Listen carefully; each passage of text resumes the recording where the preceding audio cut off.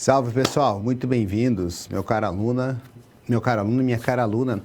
Nós estamos partindo hoje para o encerramento da disciplina de composto mercadológico. Veja que nós estamos trabalhando nessa disciplina com as 4 principais ferramentas que o marketing se utiliza para dar conta dos seus propósitos, não é isso? Então, o marketing é aquela ciência que vai estudar o que é valor do ponto de vista do cliente, vai procurar agregar esse valor aos seus bens e serviços e depois fazer uma troca considerada um jogo de ganha-ganha entre aquele que é o nosso cliente, que tem recursos disponíveis, mas também tem um problema, uma solução que gera angústia e para a qual ele precisa da nossa oferta. Mais do que isso, o marketing vai se preocupar em estabelecer um relacionamento de longo prazo com esse cliente para que ele repita as compras e se torne um advogado da marca, indicando a nossa empresa ou os nossos produtos para as pessoas do seu networking, do seu círculo de relacionamentos. Bom, lá na primeira disciplina, a gente viu que, na primeira teleaula, nós vimos que o produto é aquele objeto tangível, aquele bem que tem existência física, materialidade corpórea, que pode ser tocado, sentido, experimentado, cujo maior valor é produzido nas fábricas, que pode ser produzido de maneira repetida e idêntica indefinidamente, que é algo em que a produção e o consumo acontecem em momentos separados, que pode ser estocado, diferente do serviço, que não tem materialidade física, é, portanto, intangível, e que não pode ser sentido, tocado, experimentado, que tem o seu maior valor produzido na interação e nos relacionamentos entre o prestador e aquele que recebe o serviço, que não pode ser estocado, portanto ele é perecível, que não é possível separar o serviço daquele que presta o serviço, portanto ele é inseparável e que varia muito. O serviço dificilmente vai ser muito próximo, parecido do que um outro que foi prestado por conta das condições objetivas de prestação de serviço. A pessoa pode estar mais cansada, pode não conseguir repetir da mesma forma aquilo que ela repetiu na prestação anterior. Então, essas características relacionadas à intangibilidade, inseparabilidade, perecibilidade e variabilidade na prestação dos serviços diferencia dos produtos. E nós vimos que existe uma gama de produtos. A gente tem o produto mínimo, que é um produto esperado, aquilo que minimamente o nosso produto precisa apresentar. A gente tem um produto que é um produto já ampliado, quando ele apresenta alguns diferenciais. A gente tem um produto que é o produto potencial, que é aquele que apresenta um grande diferencial capaz de fazer com que as pessoas estabeleçam preferência pela nossa marca. Então, a gente já foi construindo esse caminho.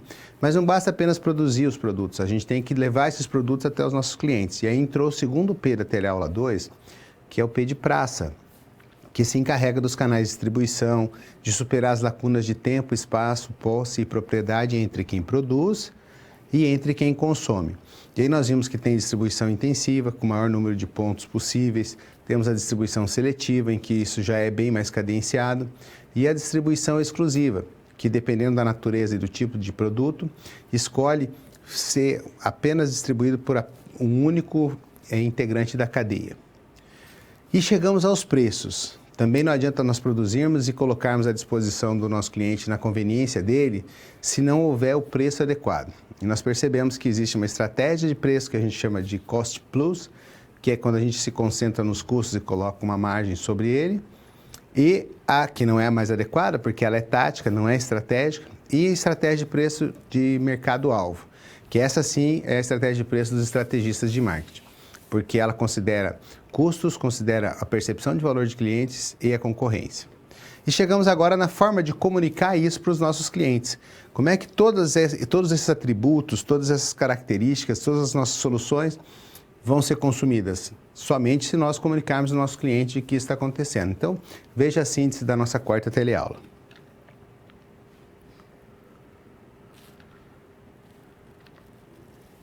A gente vai estudar o conceito de comunicação integrada de marketing, as mídias tradicionais e alternativas, diferença entre propaganda e publicidade, promoção de vendas, venda pessoal, relações públicas e ainda eventos e experiências.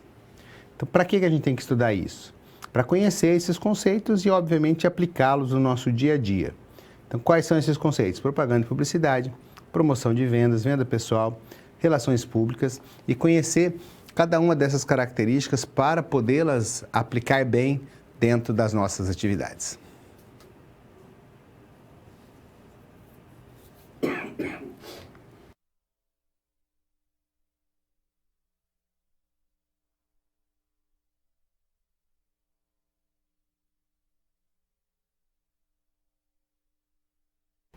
O mix marketing ou composto mercadológico, ele é composto por 4 P's, mas já existem abordagens em que existem 8 P's, 10 P's. A verdade é que os básicos, as atividades básicas e as ferramentas principais, que podem sim ser aumentadas conforme o enfoque, a ênfase que você der, ela tem um 4º P, que é isso que nós vamos estudar hoje mais detalhadamente, que se chama promoção. Mas isso é uma conveniência para formar esse bloquinho de 4 P's. Porque, na verdade, o P de promoção, ele vai se referir ao P que diz respeito a uma comunicação integrada de marketing. Ou seja, vai integrar um conjunto de ferramentas com o objetivo de se estabelecer o que a gente chama de branding, branding equity, que é um conjunto de valorização da nossa marca a partir deste outro conjunto de práticas que nós conhecemos como comunicação integrada de marketing. Então, para que fique bem claro que você tem um material para estudar, eu coloquei as definições de cada um desses conceitos que eu estou dando para você. Então, acompanhe aí qual é a definição de comunicação integrada de marketing. É um conceito de comunicação, um conceito de planejamento de comunicação de marketing que reconhece o valor agregado de um plano abrangente, capaz de avaliar os papéis estratégicos de uma série de disciplinas de comunicação. Quais são essas disciplinas de comunicação? As que a gente já vem falando, promoção, propaganda, publicidade, que você vai conhecer cada uma com detalhes. Os grandes estudiosos de marketing, pessoal, eles afirmam que a comunicação de marketing, na verdade, é o meio pelo qual as empresas buscam informar, persuadir e lembrar os consumidores, de forma direta ou indireta, conforme o canal de comunicação escolhido, sobre os produtos que comercializam. Aqui já tem uma pista dos objetivos da comunicação. Quais são os objetivos da nossa comunicação? Vamos ver quais são. Então, a gente usa uma propaganda, não é? Para informar, para convencer as pessoas, para lembrar, que além disso já vai guardando, para estabelecer superioridade. Isso acontece superior... Não, a caneta é difícil de escrever, não dá. Vamos lá. Para estabelecer superioridade é quando eu quero comparar a minha marca com outra e eu vou fazer isso de forma a reforçar os atributos que eu tenho como diferenciais em relação aos meus concorrentes. Então já vamos adiantando, você vai aprendendo quais são os objetivos da propaganda. Vamos prosseguir aí com o nosso material. Esse esquema é bastante esclarecedor. De um lado, eu tenho um conjunto de ferramentas que é justamente a nossa comunicação de marketing. A propaganda, a promoção de vendas, os eventos e as experiências, as relações públicas e assessoria de imprensa, vendas pessoais, marketing direto. E isso compõe as ferramentas que vão me proporcionar construir um brand equity. Brand equity envolve conscientizar sobre a existência da minha marca e o que ela tem de diferente, construir uma boa imagem para que as pessoas lembrem-se de forma positiva, criar respostas às iniciativas que a marca fizer junto ao ponto de vendas, junto aos canais e estabelecer relações com a marca. Que tipo de relação? Relação duradoura. Então, eu posso sintetizar e dizer que um brand equity é um valor intangível que uma empresa ou uma marca adquirem com base na boa percepção que as ferramentas da comunicação integrada de marketing são capazes de criar. Então, a marca passa a valer mais, a empresa passa a valer mais por conta de um conceito, que é um valor intangível, que aquelas ferramentas da comunicação integrada permitem que eu obtenha. Mas para que eu tenha uma boa comunicação integrada de marketing, eu não posso simplesmente fazer de forma intuitiva. O feeling do administrador conta, mas o administrador competente, ele usa técnica. E a técnica exige que, para estabelecer essa comunicação integrada de marketing, eu siga passos sequenciais. E é preciso que você conheça. Portanto, também preparei um esqueminha que vai tornar isso mais fácil para sua compreensão. Acompanhe aí. Aí está, olha só. Essas são as etapas de uma comunicação eficaz. O primeiro passo dessa etapa é identificar o público-alvo, que na verdade são os possíveis compradores da empresa, não é? Ou os usuários atuais ou futuros usuários, gente que consegue influenciar grupos, indivíduos, públicos específicos. E aí eu vou ter os objetivos da minha comunicação como segundo passo.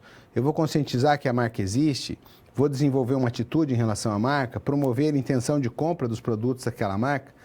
Esses são os objetivos.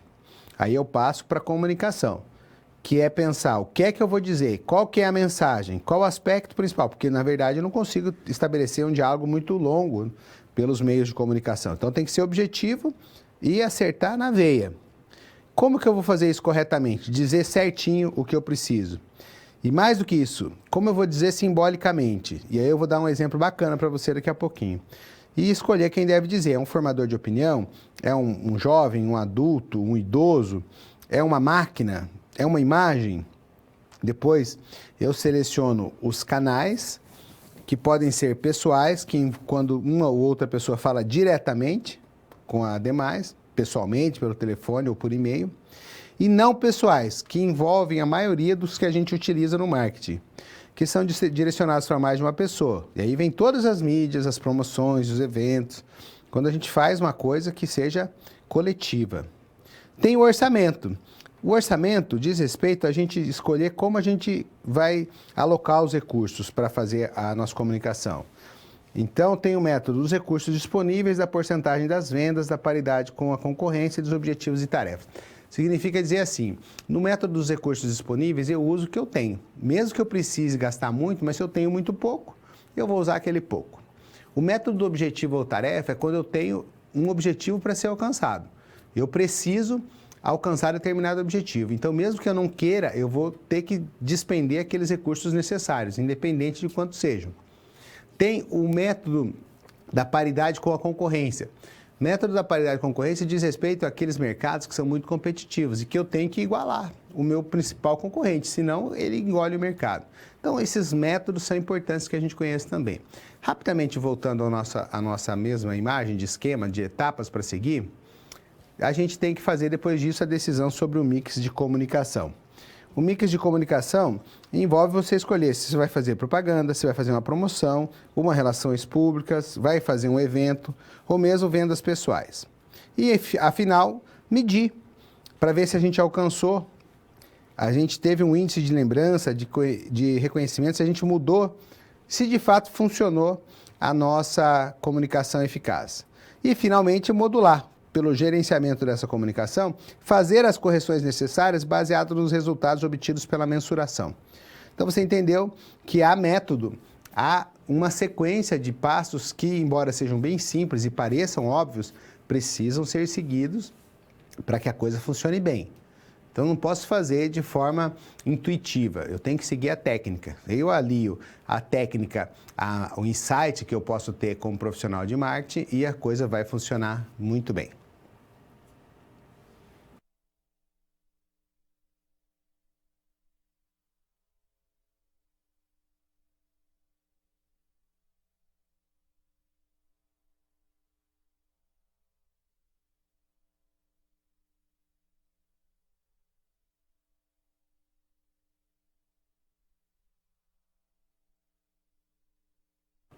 Na elaboração de uma mensagem, eu preciso alcançar 4 objetivos principais que devem ser o foco dos meus esforços. E esses objetivos são sintetizados numa palavra, num acrônimo que junta as iniciais desses 4 objetivos. Nós conhecemos no marketing como o modelo AIDA. Então, acompanhe só como é que a gente chegou a esse nome. O A vem de atrair a atenção. Toda mensagem que você elaborar deve ser capaz de chamar a atenção. Não pode ser discreta demais, porque senão você não vai despertar o interesse das pessoas, não vai despertar algum tipo de resposta nos sentidos do nosso público-alvo. Depois de atrair, precisa manter o interesse por tempo suficiente para que a mensagem seja capaz de ser compreendida. Então, se você atrair atenção por muito pouco tempo, não vai conseguir ter tempo de comunicar a sua mensagem, falar dos atributos do produto, do serviço, dos diferenciais da marca, das boas práticas, do treinamento que você dá para os funcionários, entendeu?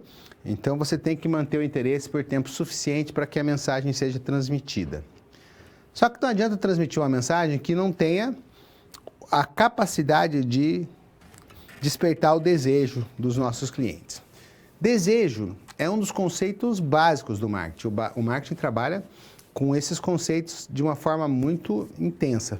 Pensa comigo, as pessoas têm desejos infinitos e têm necessidades. As necessidades podem ser supridas não necessariamente com aquilo que a gente deseja. Eu posso estar com vontade de comer um churrascão, mas eu chego em casa e eu só vou ter ali um pacotinho de bolacha de água e sal. A minha necessidade de matar a fome foi resolvida com o pacote de bolacha de água e sal, mas o meu desejo mesmo era o quê? Era aquele churrascão. Você entendeu? Então, o desejo é diferente. O desejo, ele está relacionado com uma amplitude muito maior. E a necessidade é aquilo que pode ser resolvido, tanto da forma mais próxima do que eu desejo, quanto da forma mais distante. Qual é o segredo do marketing?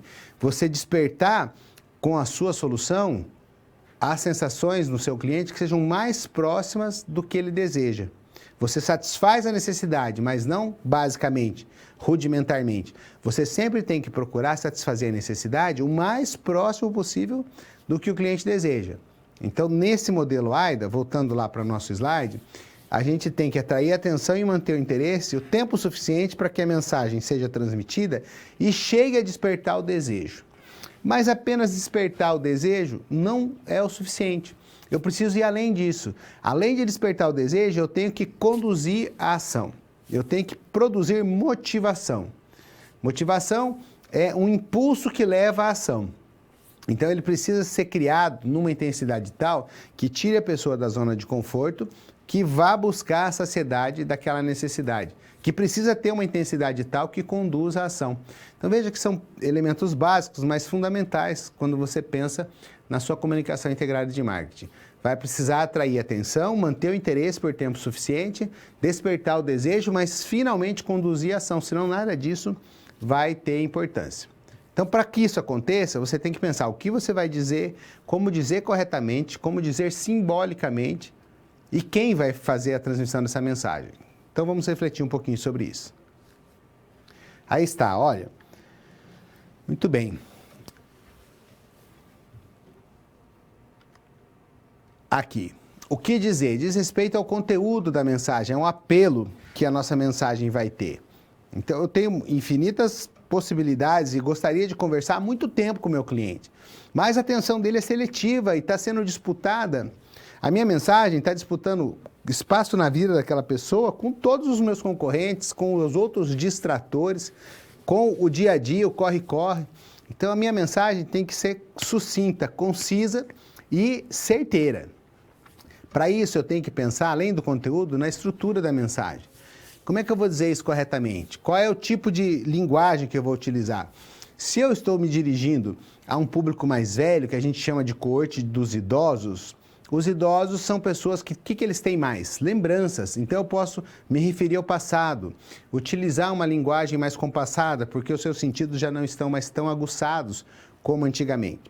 Se, pelo contrário, for para um público de adolescentes, adolescente está acostumado com tecnologia, com linguagem de videoclipe, com aquele embalão, então tem que ter música, tem que trocar as imagens muito rápido. Entendeu como a coisa é diferente? O que o adolescente mais tem? Planos para o futuro. Aí na mensagem você lança um plano para o futuro, onde você gostaria de estar daqui a 10, 15 anos. Entendeu que você tem que modular, alinhar a estrutura da sua mensagem, o que dizer, de acordo com o público que você quer alcançar. Mas existe uma prática que é muito objetiva e ajuda demais a conseguir isso, que é como dizer simbolicamente. Como utilizar os sinais, os signos, os símbolos, para que a gente possa despertar interesse de uma forma mais resumida ou de uma forma mais impactante. Então, como dizer simbolicamente é como é que eu vou utilizar um símbolo, uma imagem, uma frase, um slogan para despertar atenção logo de cara. Então, eu vou pedir um corte para a câmera de documentos que eu separei um exemplo para você. Olha, isso é uma propaganda que tem um carro funerário com uma plaquinha de bebê a bordo. A placa de bebê a bordo, ela é muito utilizada pelos pais recentes, que estão orgulhosos dessa nova condição. Mas essa imagem foi utilizada junto com uma frase: utilize corretamente a cadeirinha de bebê, senão o carro que o seu filho vai frequentar vai ser esse. Olha que não precisou de muita coisa, uma simples frase, mas com uma imagem que diz as coisas bem, de uma forma correta, simbolicamente, tem essa possibilidade de transmitir uma super mensagem. E essa aqui: certas lembranças perduram para sempre. Uma frase com 5 palavras, mais uma imagem impactante, com mãos que estão tocando o corpo de uma criança numa campanha contra a pedofilia, numa campanha contra o abuso infantil. Então, voltando para os nossos slides, como dizer simbolicamente é muito importante. É uma coisa bastante interessante para a gente fazer, tá certo? Vamos lá. Então, a gente já definiu alguns critérios básicos aí. Agora é importante que a gente tenha o como comunicar isso para as pessoas, que é utilizando a nossa marca. Marca, segundo a lei brasileira, é todo sinal distintivo capaz de distinguir um patrocinador identificado dos seus demais concorrentes, ou seja, algo que me identifique no meio de outros que oferecem as mesmas soluções para as angústias dos meus clientes. Então, como a gente pode utilizar? Quais são os objetivos de uma comunicação de marca? Vamos conhecer. Ao comunicar uma marca, seja ela de uma empresa, seja ela de produto ou serviço, os objetivos normalmente estão relacionados a conscientizar o público-alvo sobre a existência dessa marca e como é que ela gosta de se posicionar. Então, também pode criar e manter uma imagem daquela empresa, estimular que o público-alvo responda a essa marca e estabeleça relacionamentos entre ela e seu público-alvo. As marcas têm grande utilidade, que elas possibilitam que os consumidores, primeiro, diferenciem de produtos semelhantes. Isso aí é a função básica. Elas são base para a comercialização e estabelecimentos de imagem e reputação. Elas, quando nas franquias, elas identificam uma franquia e permitem o recebimento de royalties, também são muito úteis na obtenção de financiamento. As marcas podem ser nominativas, quando é um nome, quando são um nome, figurativas, quando são uma imagem, mistas, quando combinam as duas coisas, tridimensionais, quando tem uma forma tridimensional que identifica, como, por exemplo, o triângulo dos chocolates Toblerone. Se você vê um chocolate de forma piramidal, você já sabe que aquilo ali é da marca Toblerone. Então, as marcas são, de fato, muito importantes e nas outras disciplinas do nosso curso você vai estudar com detalhes, tá bom?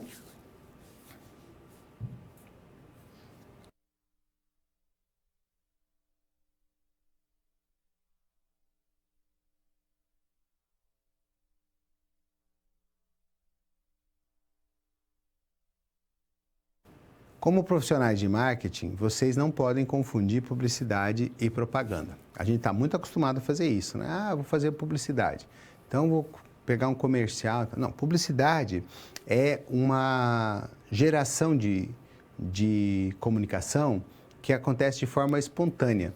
A gente não consegue controlar. E é uma coisa muito antiga, desde a antiguidade clássica, lá dos gregos, dos romanos, para as casas de banho já se utilizava a publicidade.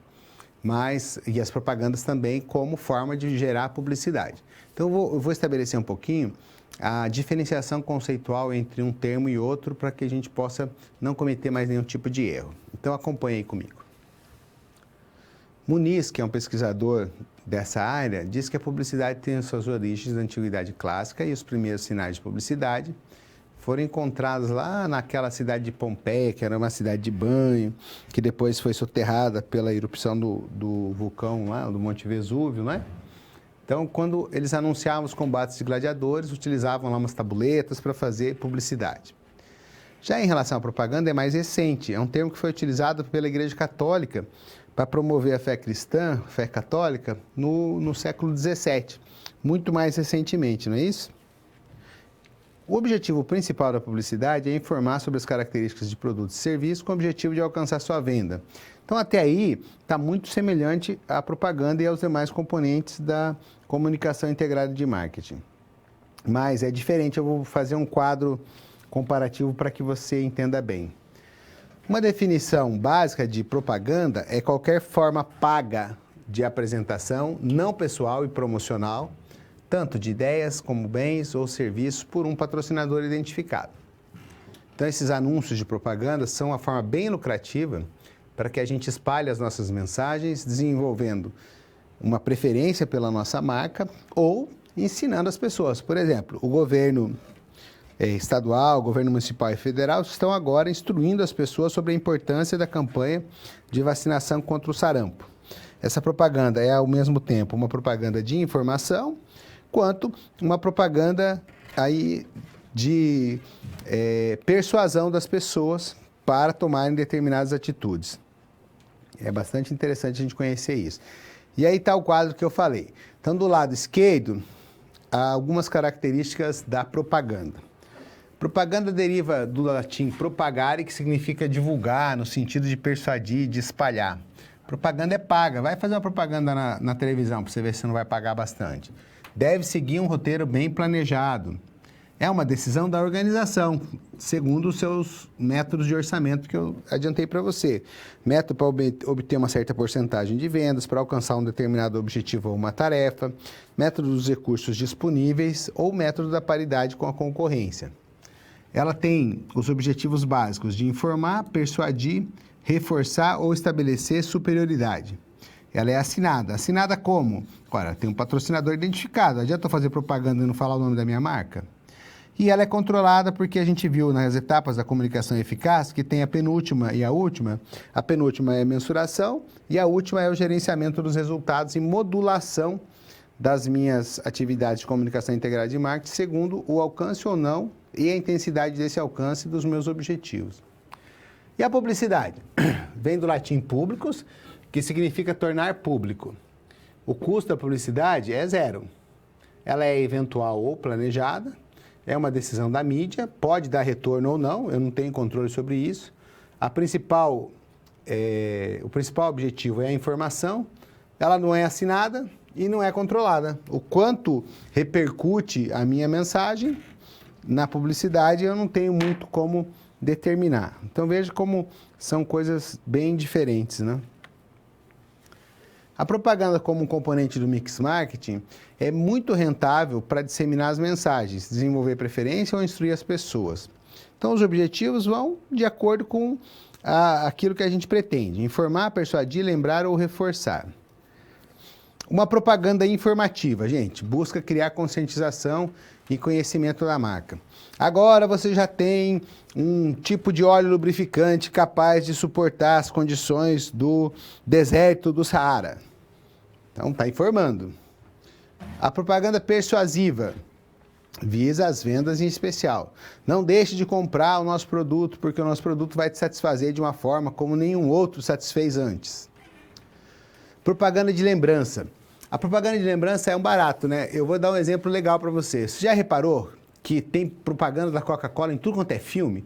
Rapaz, se tiver um filme de zumbi, em preto e branco, lá no deserto, eles dão um jeito de criar uma cena em que o protagonista do filme entre numa casinha, num barzinho abandonado, e eu garanto para você, vai ter uma máquina de Coca-Cola que vai estar meio colorida e ela funciona, abandonada no deserto. Então, o que é isso? É um jeito da marca, dissimuladamente, de uma forma bastante, assim, intensiva, mas subliminar, ficar presente na mente das pessoas. Toda vez que você fizer uma referência àquele personagem, àquele tipo de filme, sem perceber, a marca vai estar associada. Então, essa é a propaganda aí de lembrança. Sempre ali fazendo aquela menção a um momento. Seria semelhante no P de praça a distribuição intensiva, que está em todo lugar. E tem a propaganda de reforço.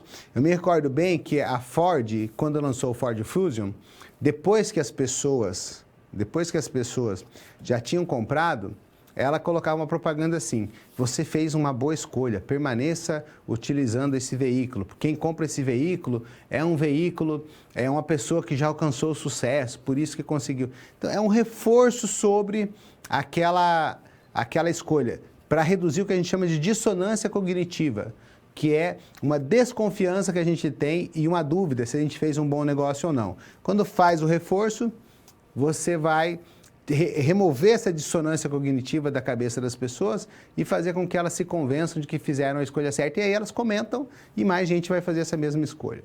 E para finalizar, ainda tem aquele tipo de propaganda que estabelece superioridade. A gente está falando aí, por exemplo, de uma outra montadora, para dar o exemplo, vamos falar da Nissan. A Nissan é campeã em fazer propaganda menosprezando os concorrentes. Então ela põe lá uma propaganda, por exemplo, da caminhonete da Nissan Frontier.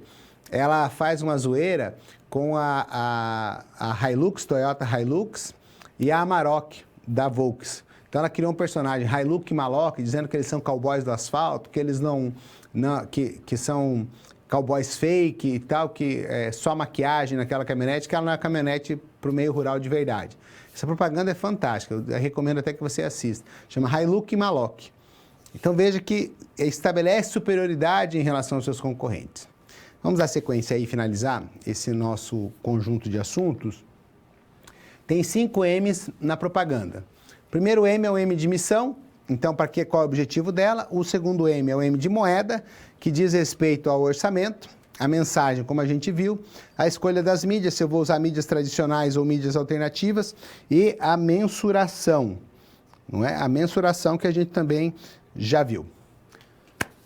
Muito bem. Então, agora a gente já está pronto para pensar em um problema que nós possamos resolver com o conjunto de conhecimentos que nós já adquirimos.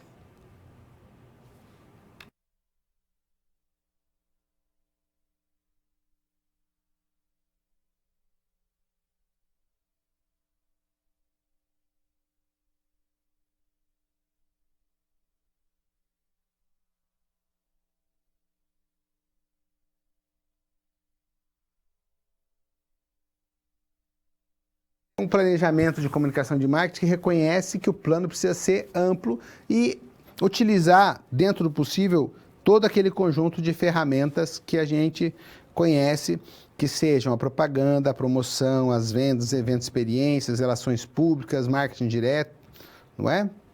Precisa ser uma ação planejada, coordenada, seguindo aquele conjunto de etapas que vão desde o estabelecimento de objetivos até o gerenciamento da comunicação, considerando nesse aspecto uma mensagem que seja criada, sabendo o que vai ser comunicado, para quem, por quê, como e, eventualmente, simbolicamente. Ou seja, todos os quesitos necessários para que essa mensagem seja transmitida ou entregue de forma adequada, de modo a que a gente alcance os objetivos do modelo AIDA. Atrair a atenção, manter o interesse, despertar o desejo, não é? E conduzir a ação. O resultado de planejar é concretizado por meio de um plano, um documento que estrutura e organiza as informações necessárias para que a nossa comunicação de fato aconteça.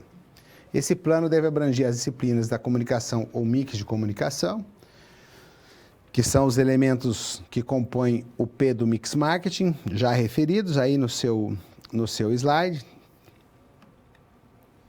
E as ações podem ser realizadas utilizando mídias distintas. Como é que a gente classifica essas mídias? Você está acostumado com as mídias tradicionais, não é? TV, jornal, rádio, revistas especializadas. Cada uma delas cobra de uma forma diferente. A TV vai cobrar ali pelo tempo que você utiliza, quantos segundos a sua mensagem vai ter. O jornal vai cobrar por centímetro quadrado, jornal impresso, né, da página lá.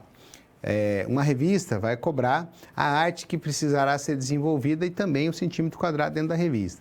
Cada tipo de mídia tradicional tem uma vantagem e uma desvantagem.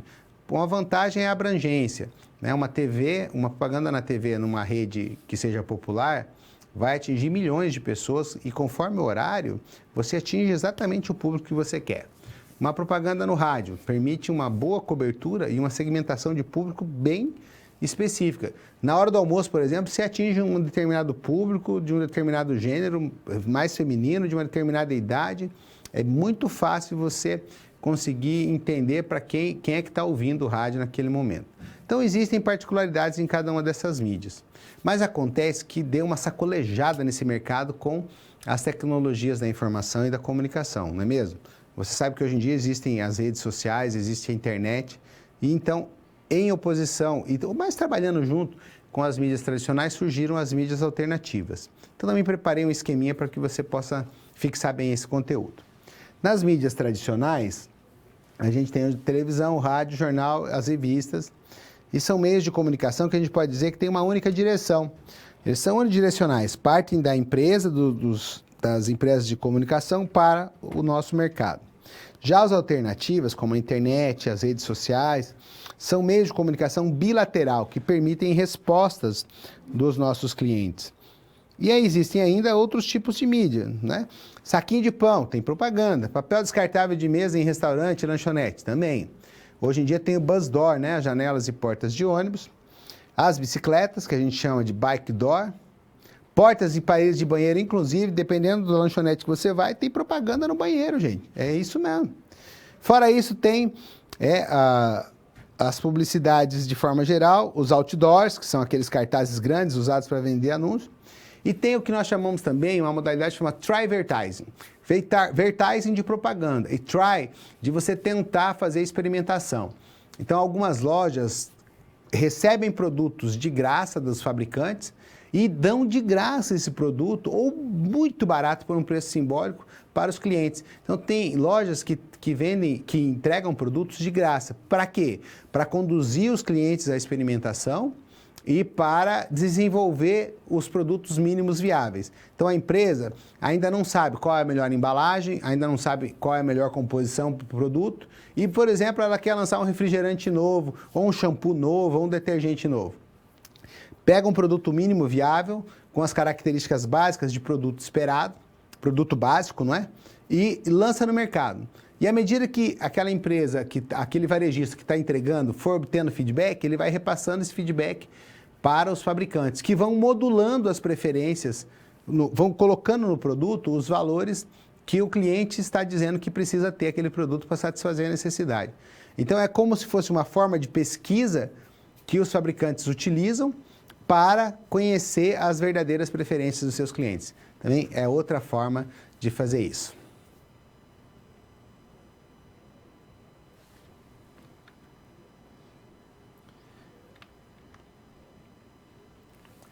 Nesse momento, eu gostaria que você conhecesse, já que nós estamos falando muito aí de propaganda, como é que uma propaganda, quais são os aspectos que estão envolvidos na construção de uma propaganda.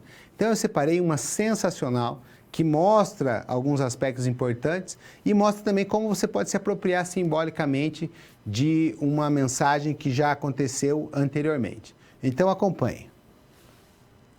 Recentemente surgiram imagens misteriosas de um live action de Caverna do Dragão e a internet ficou doida para saber o que era isso aí. Se era uma campanha publicitária, se era um filme, e agora a gente finalmente tem a resposta, porque a Renault deu um passo à frente e falou: somos nós os responsáveis, nós estamos aqui fazendo uma homenagem a esse clássico desenho animado dos anos 80, e o Omelete teve acesso privilegiado a essas informações e agora a gente vai mostrar para vocês, vai contar um pouco mais sobre essa produção.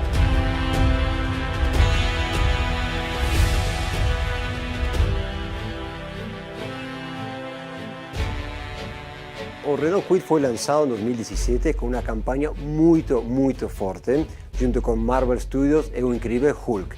Então foi uma campanha das mais importantes de 2017, o carro um sucesso total, líder em seu segmento. Agora, há 2 anos do lançamento de Kwid, com este novo lançamento Kwid Outsider, a gente precisava mais. A gente precisava algo fora da curva. Quando a gente se deparou com o briefing de lançar um carro voltado para um público que tem entre 35 e 45 anos, a gente descobriu uma enorme oportunidade, que era trabalhar uma propriedade que fez muito sucesso no Brasil e que, por não ter tido o mesmo sucesso fora do Brasil, nunca teria a chance de acontecer um live action, né? Então a Renault quis fazer uma homenagem, quis fazer um projeto voltado para um público que cresceu assistindo esses episódios que nunca terminavam de Caverna do Dragão. Os fãs de Caverna do Dragão estão esperando há muito tempo ver algo live action ou algo que saísse ali, ou até um desenho novo, qualquer coisa. A gente só queria ver Caverna do Dragão de volta.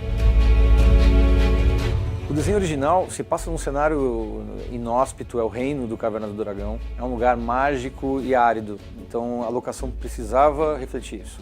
Então a gente foi encontrar em Salta, na província na Argentina, esse ambiente. Ele naturalmente, quase que sem pós-produção, ele já transmite muito o que é o mood, a paisagem do desenho.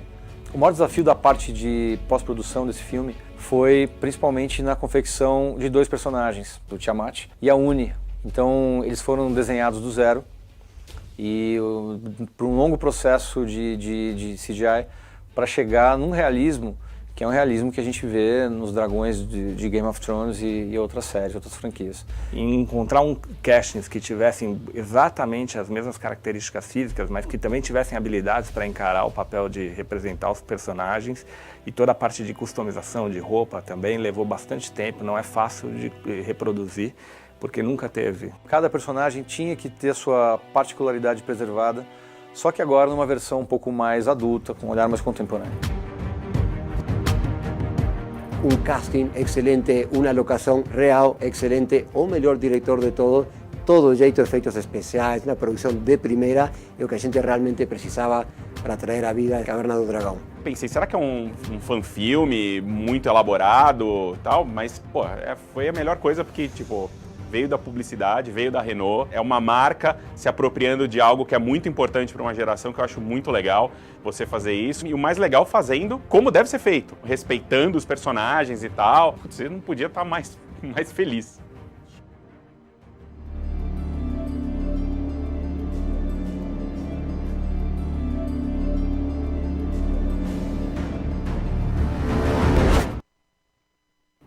Viu que massa, gente? Olha, você percebeu ali que numa propaganda tem o quê? A locação, onde vai acontecer a filmagem, tem o casting, que é a escolha dos atores que vão desempenhar.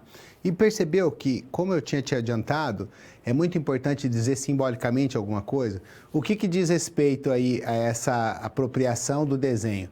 Quem acompanhou, quem é da geração que assistia Caverna do Dragão, isso era uma desgraça, esse desenho, porque você assistia, e esse povo nunca conseguia voltar para casa, eles tinham sido transportados para uma outra dimensão, e você assistia o filme e falava, não, hoje eles vão conseguir retornar para a dimensão deles, hoje eles vão conseguir, e nada fazia com que eles conseguissem. Então, a Renault se apropriou dessa mensagem, olha, a gente criou um carro que é capaz de resolver problemas insolúveis, a gente consegue até levar o povo da Caverna do Dragão de volta para o parque de diversões de onde eles foram abduzidos. Olha que coisa bacana. E fora o apelo emocional, porque isso remete, como eu disse para vocês, quem compra o carro, ele tem uma história. E essa remete ao que a gente assistia na infância. Então é sensacional, essa propaganda reflete bem tudo aquilo que a gente quis explicar a respeito dessa comunicação integrada de marketing.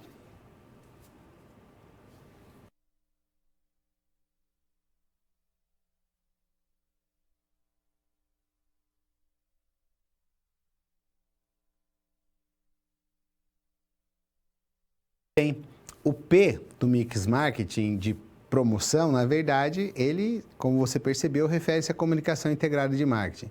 Mas, de fato, existe um integrante dessa comunicação integrada de marketing que se chama promoção. Mas não apenas promoção, é promoção de vendas. Ou seja, serve para impulsionar as vendas. É um conjunto de ferramentas para que as vendas potencializem. Então, vamos conhecer com mais detalhes agora. Pode ser definida como uma ferramenta que foca em ações de marketing com o propósito de alcançar impacto sobre o comportamento do cliente. O impacto mais comumente desejado é a ação de compra, mas não é o único objetivo possível. Então, essas ferramentas são de incentivo, a maioria de curto prazo, para estimular a compra mais rápida ou em maior quantidade, de produtos ou serviços específicos, por parte do consumidor ou por parte do comércio. Vamos pensar assim, se o foco for no consumidor, elas vão envolver o incentivo às compras em maior volume, vão envolver a experimentação ou degustação do produto por pessoas que nunca o adquiriram e vão ter o primeiro contato, e também a atração de clientes não totalmente fiéis às marcas concorrentes. E o ideal é que elas exerçam um impacto de curto prazo nas vendas, mas seja um impacto intenso. Então, vamos decompor as informações presentes nesse slide. Impacto de curto prazo, mas de um pico nas vendas. Incentiva as compras em maior volume. Vamos pensar o seguinte, eu produzi bastante produto e eles agora estão estocados, encalhados, eu preciso desovar. Eu faço uma promoção que destaque um determinado atributo, permita um prazo maior para pagamento, ou ainda dou um desconto no preço para que esse volume, não é, de compras aumente e o volume de estoque diminua. Você já foi num supermercado, numa rede grande de hipermercado, e dificilmente você não encontra em algum corredor uma moça ou um rapaz que esteja com uma bandeja ou num pequeno quiosque improvisado naquele corredor de grande circulação para te oferecer gratuitamente a degustação de um produto ou serviço. Qual que é o retorno desse investimento que a empresa está fazendo? Está lhe dando produto de graça e ainda pagando para uma expositora ficar fazendo a abordagem. Ora, pessoas que nunca experimentaram, não sabiam que aquele produto existia ou não sabiam dos atributos do produto, passam a utilizar. E mais do que isso, existe um conceito que a gente chama de conversibilidade. Conversibilidade. Conversibilidade diz respeito ao quanto as pessoas são fiéis às suas marcas usuais. Então, pessoas que não são conversíveis são extremamente fiéis e não vão mudar de marca por motivos que não sejam muito importantes. As pessoas que são conversíveis, elas estão não têm muita fidelidade, estão só esperando um incentivo para poder trocar de fornecedor. Então vejam que são vários conceitos em um único slide e a gente tem possibilidade de aprender bastante com isso. Como é que a gente faz promoção? Nós estamos muito familiarizados com isso, não é? Acabamos de falar das amostras grátis. Mas tem bônus, tem brinde, cupom de desconto, essas demonstrações no ponto de venda, experimentação gratuita. As ofertas de reembolso de dinheiro em pós-venda, como por exemplo, acontece muito quando você compra uma impressora, você ganha lá um bônus, um ticket para gastar em outros produtos da marca. Pacotes de produto com desconto, programas de fidelidade, promoções combinadas, promoções cruzadas, concursos, sorteios, jogos, displays de demonstração nos pontos de venda, os programas de fidelidade, não é? Então, tudo isso são elementos que podem nos ajudar a compor os elementos da ferramenta promoção de vendas. Então, quando que eu utilizo uma ferramenta promoção de vendas? Quando eu preciso fazer um aporte mais rápido de caixa para minha empresa. Vamos pensar que eu tenha comprado um instrumental mais caro, uma máquina mais cara e tenho que pagar uma prestação alta, um valor expressivo em determinado dia do mês. O que é que eu vou fazer? Eu vou fazer uma promoção para que haja um afluxo de caixa maior para fazer frente a essa despesa. E para além disso, não é? Eu também, quando tem uma demanda atraída menor do que a demanda que eu sou capaz de atender, eu acabo ficando com o estoque encalhado. E estoque, você sabe, custa dinheiro. Estoque, manter produto estocado é um custo importante. Quando eu faço uma promoção, eu diminuo o nível desses estoques e acabo conseguindo obter uma otimização nos meus rendimentos. Então, a promoção de vendas é fundamental e a gente deve lançar mão desse artifício sempre que as condições da empresa assim o apontarem.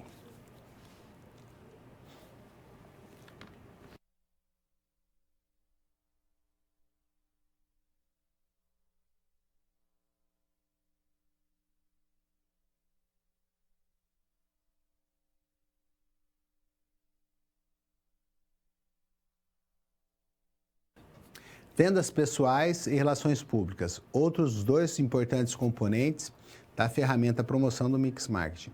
A venda pessoal é muito importante, porque a venda é a interface, é o que a gente chama de front side, é o encontro do nosso representante com o nosso principal cliente, com aquele que a gente está pretendendo alcançar. E mais do que isso, como você está estudando o marketing de forma mais intensa no nosso curso agora, você também vai estudar em outras disciplinas que existe o SIM, o Sistema Integrado de Marketing, Sistema de Informações de Marketing, que integra alguns subsistemas. O sistema de registros internos, que são aquelas informações próprias de dentro da empresa, relatórios de vendas, relatórios de compra, despesas, custos, então a lista de clientes, são informações próprias da empresa. E tem o sistema de subsistema de pesquisa de marketing, que você vai utilizar para atender uma demanda específica. Conforme as características que você quer obter de resultado, você pode utilizar uma pesquisa qualitativa ou uma pesquisa quantitativa. Mas também tem um subsistema desse grande sistema de informações de marketing, que é conhecido como sistema de inteligência mercadológica ou sistema de inteligência de marketing. E aí as vendas são fundamentais, porque elas trazem informações do macroambiente, do ambiente de fora da empresa para dentro da empresa. Quando o nosso vendedor vai procurar um cliente, abordar um cliente, ele está atento, ele é ali um chamariz para colher informações sobre o que o cliente deseja, sobre o prazo que ele precisa, sobre o que ele percebeu da utilização do nosso produto ou não. Veja que essa interação é muito rica em informações. Fora que o nosso vendedor também tem contato com vendedores de outras empresas concorrentes. E aí ele traz para a gente informações importantes também sobre os nossos concorrentes. Então, as vendas precisam, nossa força de vendas, para atingir esses objetivos de forma adequada, precisa receber um bom treinamento. Começa com um treinamento inicial para se apropriar das condições da empresa.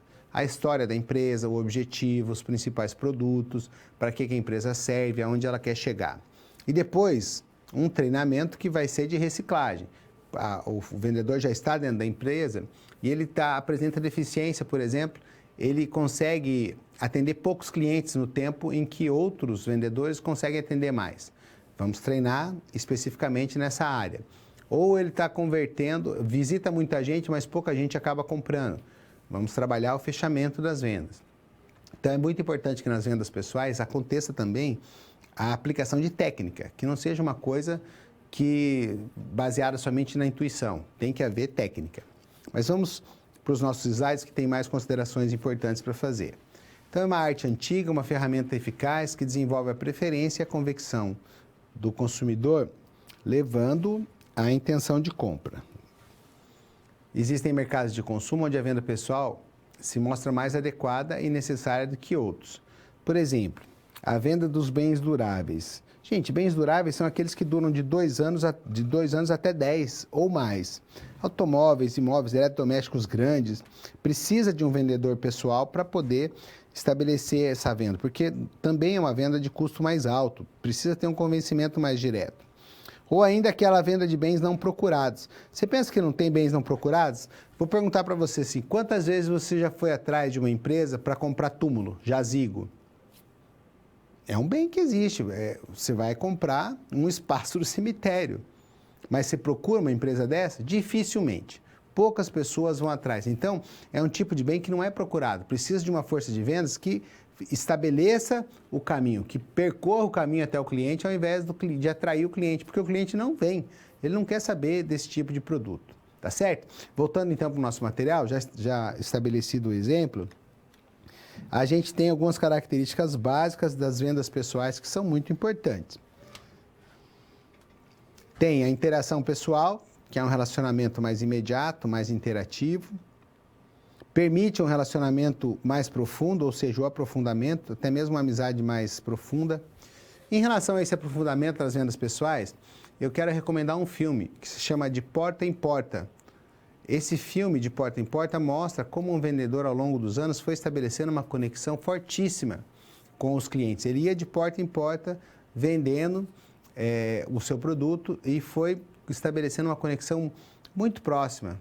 Então, ao longo dos anos, ele se tornou amigo dos seus clientes. De Porta em Porta, do Michael Porter. É um filme fantástico. Acompanhe, que mostra bem esse assunto que nós estamos tratando. Voltando aí para as nossas vendas pessoais, então ela é capaz de trazer respostas, fazendo com que o comprador sinta-se, de certa maneira, obrigado a comprar após ouvir a argumentação do vendedor. Sabe aquela história que a pessoa ficou 2 horas falando e agora eu não vou comprar nada dela?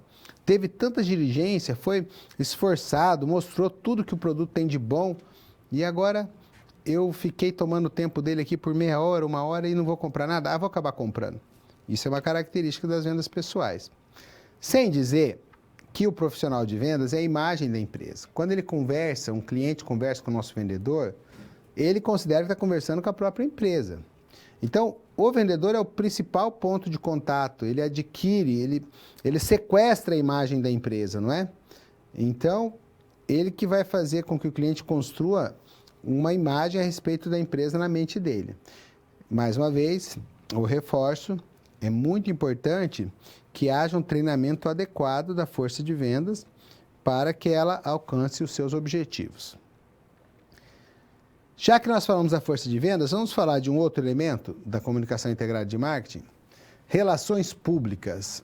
Bom, as relações públicas, como o próprio termo determina e nos esclarece, é o estabelecimento de contatos com os públicos específicos que são de interesse da empresa.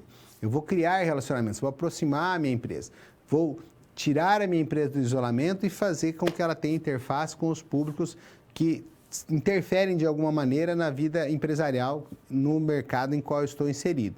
Então, existem associações de classe, existem públicos específicos, existem formadores de opinião, existem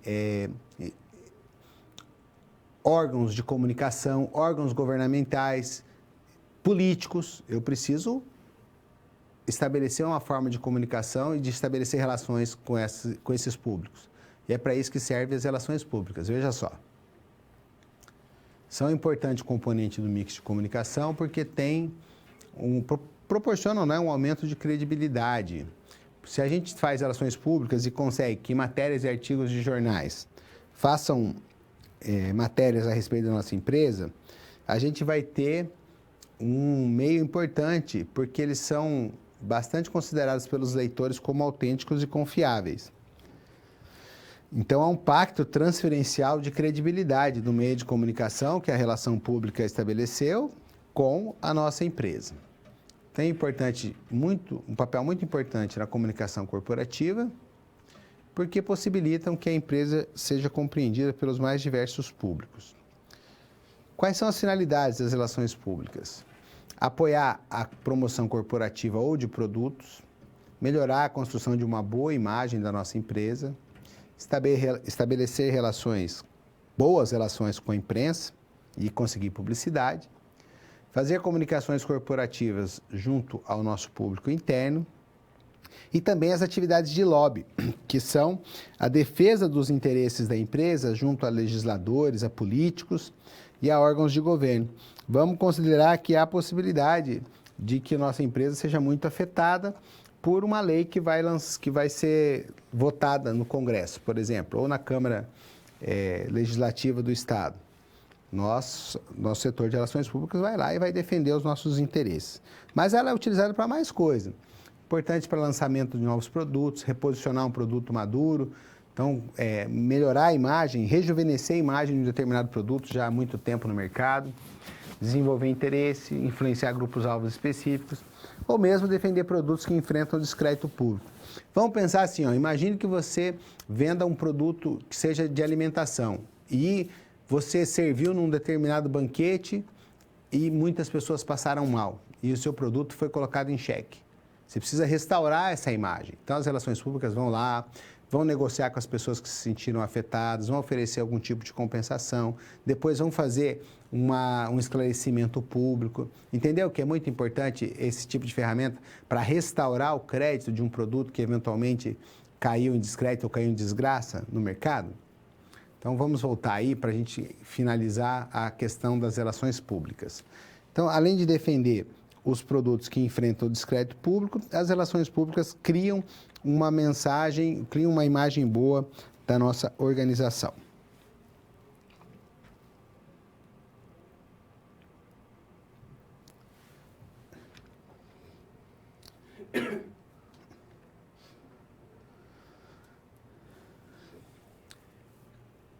Concluindo a nossa explicação a respeito dos componentes do P de promoção do mix marketing ou do composto mercadológico, a gente ainda vai falar dos eventos e experiências e do marketing direto. Os eventos e experiências são aquelas promoções, aqueles acontecimentos que a empresa organiza para estabelecer conexões diretas com os públicos de seu interesse. Eu quero que você se pergunte, o que é que tem a ver uma empresa de construção civil, por exemplo, e a promoção de uma corrida. É muito comum aqui na nossa região que algumas empresas promovam a corrida e coloquem o nome da corrida com o nome da empresa junto associado. O que a empresa quer com isso? Quer se fazer conhecida junto a essas atividades que reúnem centenas de pessoas, mas também quer associar a sua imagem àquela imagem que está relacionada com o público, aos interesses do público que participam daquele evento ou daquela experiência. Então, as pessoas que participam de corrida são pessoas preocupadas com o seu bem-estar. A empresa quer se colocar como uma amiga do bem-estar, você entendeu? Então, só por patrocinar aquele evento, a empresa já estabelece uma conexão, já se posiciona no mercado. Então, isso é bastante relevante também. Mas vamos conhecer a definição dos eventos e experiências. Os eventos e experiências são muito importantes para que a gente consiga criar identificação com o mercado-alvo ou, como eu te disse no exemplo ali, com um estilo de vida específico. Também serve para aumentar a conscientização do nome da empresa ou do produto, criar ou reforçar as percepções do consumidor quanto à marca, expressar compromisso com a comunidade ou com algumas questões sociais. Então, eventos e experiências são muito relevantes, porque você se envolve pessoalmente com o seu cliente. Eles são envolventes, você pode criar uma atmosfera e modular todos os aspectos físicos de sensação daquele momento. Você cria uma experiência de sentidos, você busca uma experiência hedônica. Hedônica significa uma experiência prazerosa.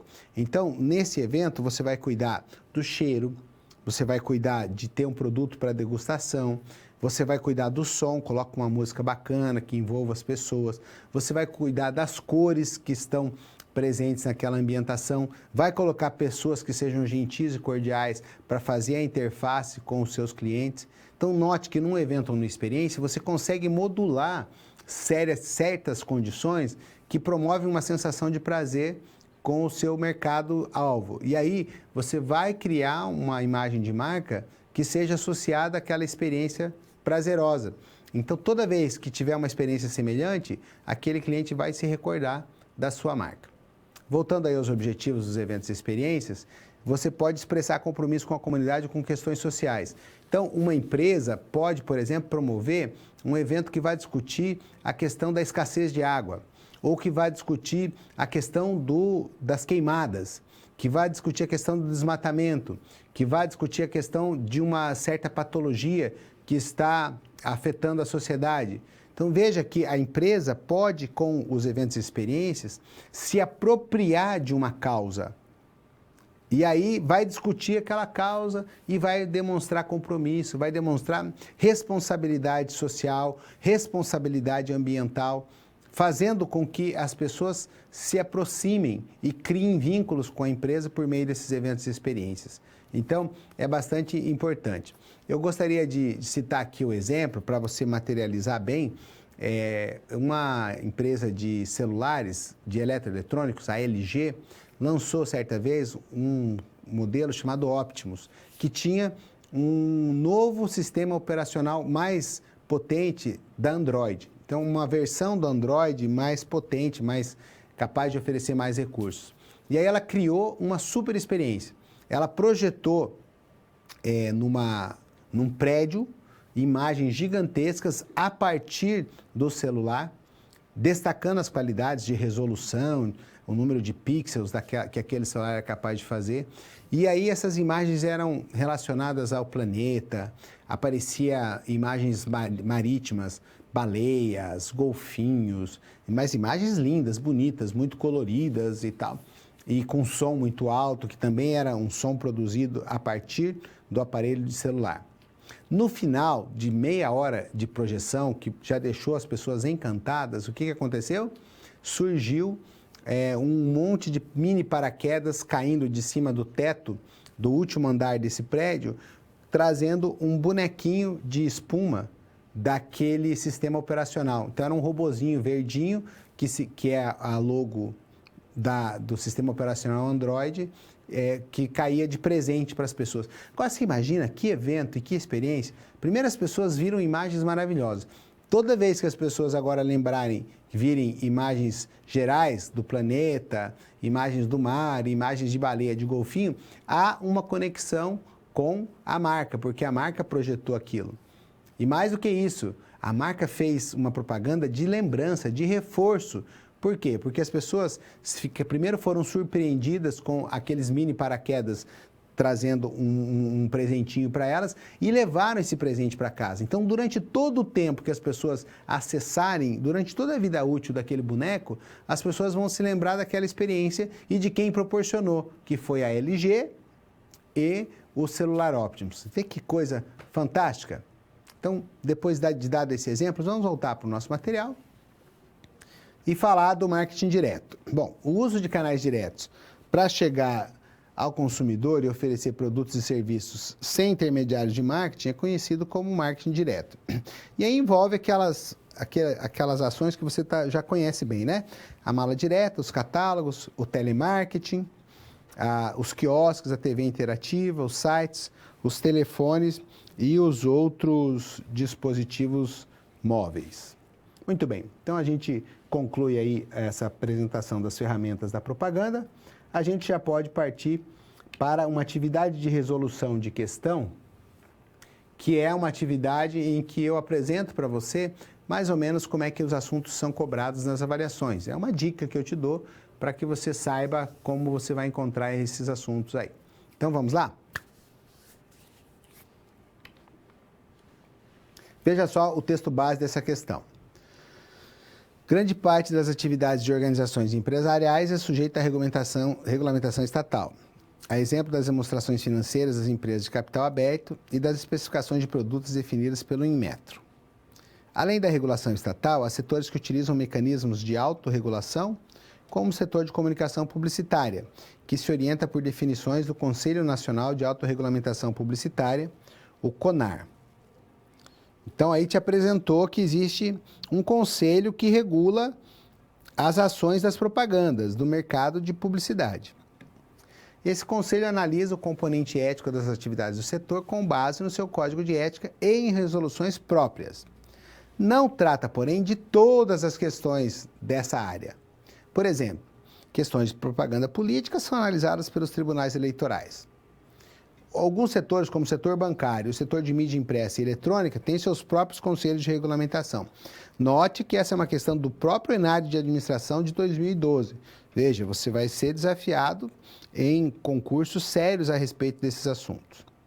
E aí pede que você primeiro verifique se as duas asserções são verdadeiras e depois se existe uma relação de causa e consequência entre a segunda e a primeira. Então diz assim, ó. Considerando o texto, avalie as seguintes asserções e a relação proposta entre elas. A autorregulamentação é uma alternativa adicional de controle sobre possíveis desvios éticos entre organizações dos setores que a adotam.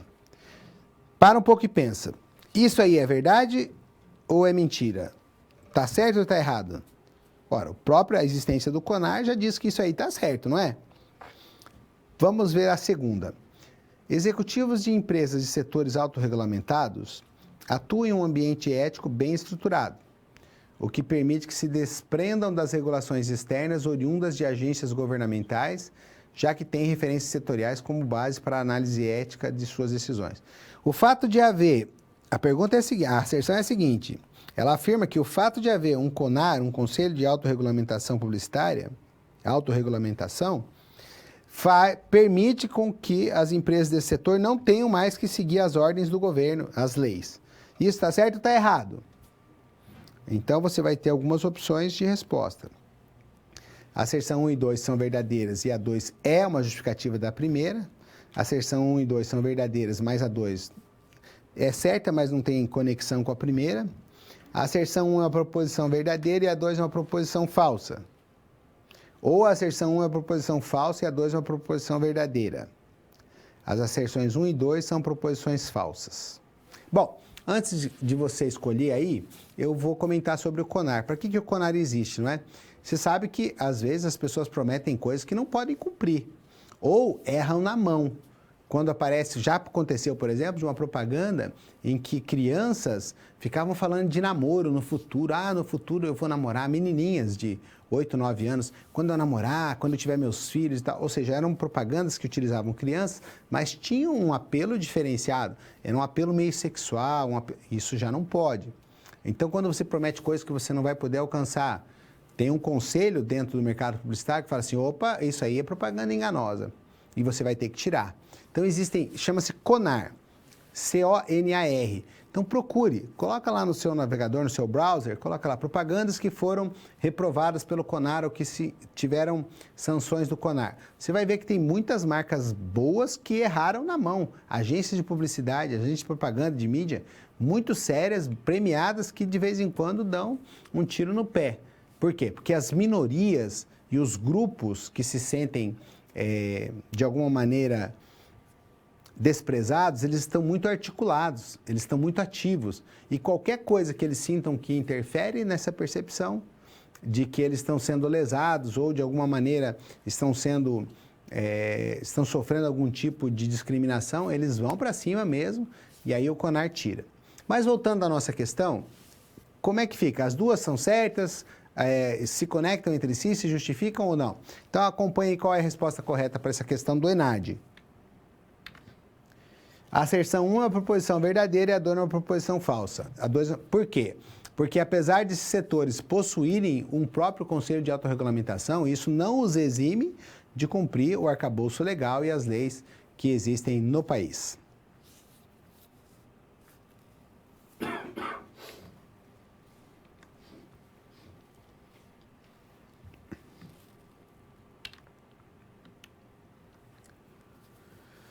Pessoal, estamos chegando à conclusão da nossa disciplina e eu gostaria de fazer uma revisão, uma síntese de tudo que a gente falou, de uma forma que fosse muito proveitosa para você. Então, eu preparei um Kahoot com 10 questões, que são questões de Kahoot baseadas em questões da avaliação, das questões que vocês vão encontrar na prova. Hoje o professor não escolhe as questões que vão cair na prova, porque existe um logaritmo, existe uma função, uma ferramenta tecnológica que escolhe as questões de um banco. Então, a gente propõe o banco com um número grande de questões e o sistema vai escolher e personalizar cada uma das provas. É bacana, muito bom isso. Mas eu gostaria de indicar, por meio desse Kahoot, quais são os assuntos mais importantes e que certamente vocês vão encontrar. Não são os únicos, óbvio, um Kahoot não vai ser capaz de abarcar toda uma disciplina, mas vai te dar boas pistas. É uma forma de eu te agradecer e retribuir a atenção e a cortesia que você dedicou ao longo da disciplina. Então, bora brincar aí? Bora participar do jogo? Vamos lá para o nosso Kahoot.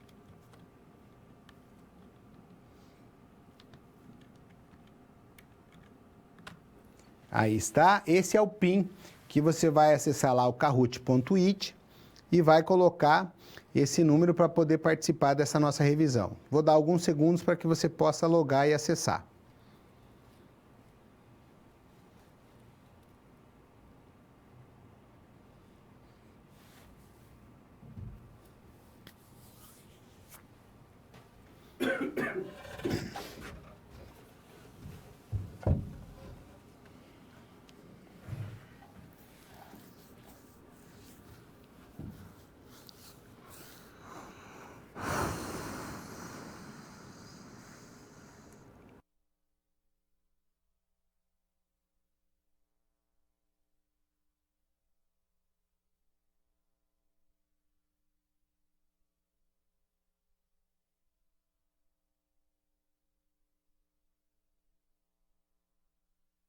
Bora lá? Primeira questão. Já vai servir como uma revisão para os seus estudos e a disciplina que a gente aplicou. Um produto que tem uma série de atributos que normalmente se entende que o produto deva ter é um básico, um esperado, um ampliado ou potencial. Vamos lá ver?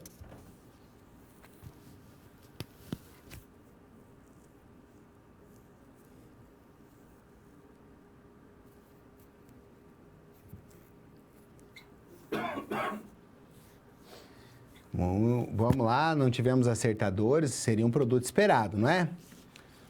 Você espera que ele tenha aqueles atributos. Vamos para a segunda. Segunda questão.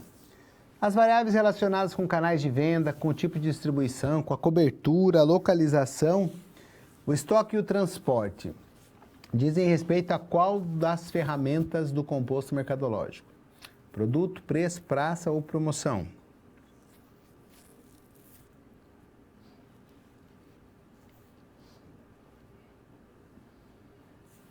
Muito bem, aí já tivemos 3 acertadores, diz respeito à praça. E a Manu seguiu aí na liderança agora, hein? Conseguiu alcançar a liderança. Agora uma questão sobre matriz BCG. Um produto que tem alta participação no mercado de alto crescimento, ele é classificado como na matriz Boston Consulting Group. A matriz que correlaciona, não é? A participação do produto e o crescimento do mercado.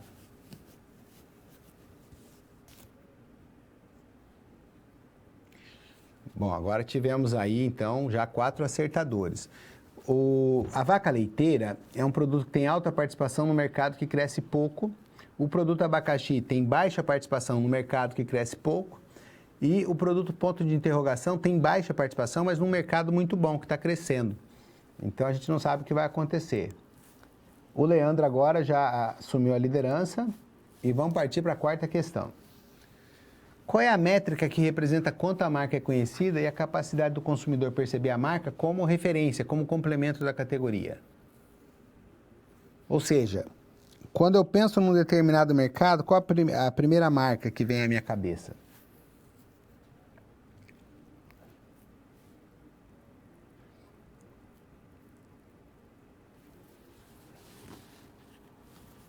Quatro acertadores, é o top of mind, né? Share of heart é a marca do meu coração, que eu compraria aquela marca se eu tivesse os recursos necessários. O market share é a participação no mercado e o brand equity é o quanto uma marca é conhecida e quanto ela vale a partir das interações que ela estabelece. Agora o Leandro já mandou ver na frente aí, ó, 2.528. Vamos para a 5ª pergunta. Qual é a fase do ciclo de vida do produto em que o número de concorrentes aumenta, os preços e os custos caem, as vendas e os lucros crescem? Pensando no ciclo de vida do produto, né? Ele tem aquelas fases de introdução, depois a fase do crescimento, da maturidade e do declínio.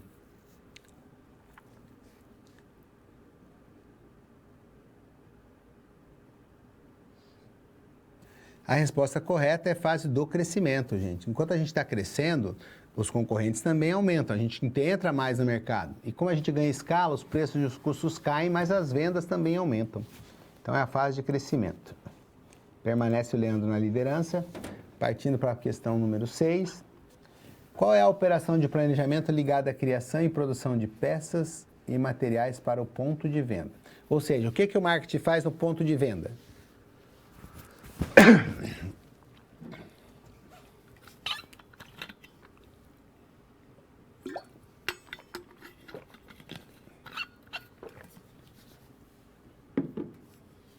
Três acertadores, é o merchandising, né? A gente referiu na disciplina que merchandising é muito mais do que simplesmente aparecer numa novela.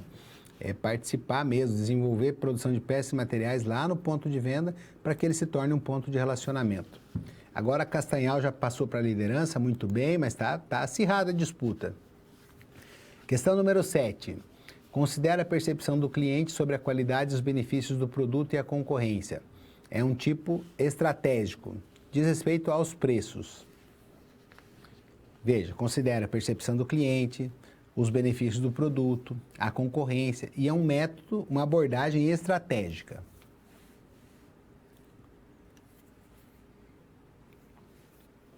Ah, gostei, hein, moçada? Muita gente acertou. 9, pessoal. Cost Plus é aquela estratégia de custos mais uma certa margem, um markup.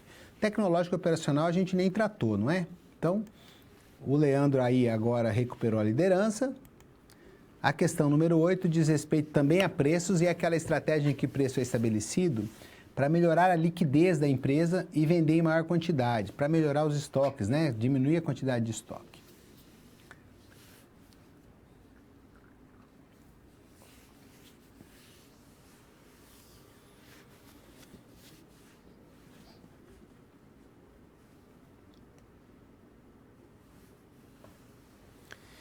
Aí, 8 acertadores. Valeu, moçada. É isso mesmo. Leandro, firme na liderança. Mais 2 questões. Como nós chamamos a forma paga de apresentação não pessoal e promocional de ideias, bens ou serviços que tem um patrocinador identificado? Essa é da aula de hoje, tem que acertar, moçada. Vamos lá.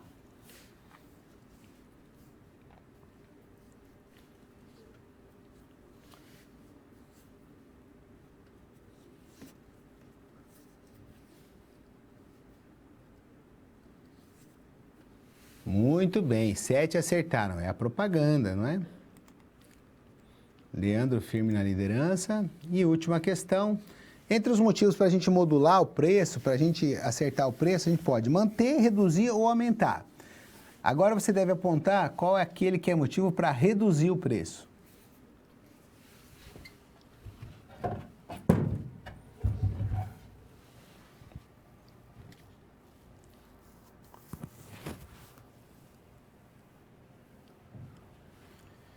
Aí, a capacidade ociosa, 2 acertaram.